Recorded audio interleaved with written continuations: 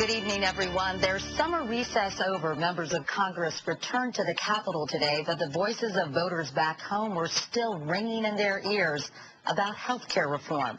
The battle over that is moving into a new phase now, and the president is getting ready to lead the charge with an address tomorrow night to Congress and the nation. Chip Reed is at the White House. And Chip, this is probably the most important speech of Barack Obama's young presidency. Well, that's right, Katie. You know, the president lost control of the health care debate over August, and this primetime speech may be his last best chance to get it back.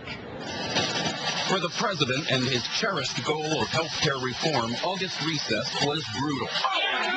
The White House's astonishment was hijacked by angry critics at town hall meetings and conservative activists who argued the president's plan for a public insurance option would be a first step toward government-controlled health care. Today, returning members of Congress wasted no time redirecting their constituents' anger toward the president. You can call it the government option, you can call it the co-op, you can call it a banana. But the fact is, it is government intervention into the free marketplace. And it's not just Republicans. Arkansas Democrat Mike Ross was so affected by the reaction at home, he switched sides, telling constituents in a letter, an overwhelming number of you oppose a government-run health insurance option, and it is your feedback that has led me to oppose it as well. In fact, at least 24 conservative House Democrats say they'll vote against health care reform if it includes a public option.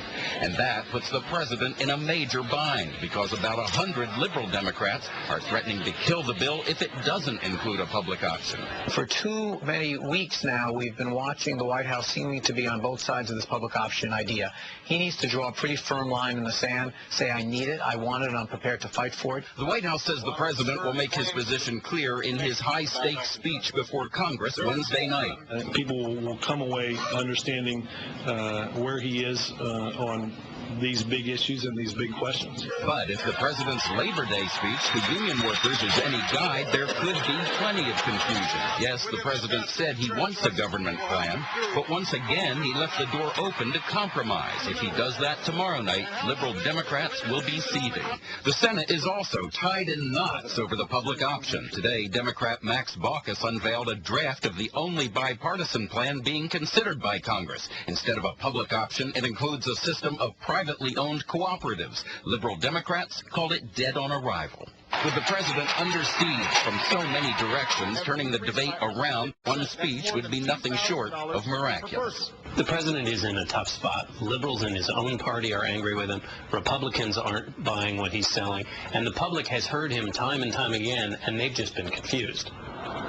In tomorrow's speech, the president will make a lengthy argument in favor of a public option. He'll say that it's a great myth that tens of millions of Americans will be dumped into the government plan. Katie? Chip Reed reporting from the White House tonight. Thank you, Chip. And CBS News will bring you live coverage of the president's address and the Republican response tomorrow evening beginning at 8 Eastern Time.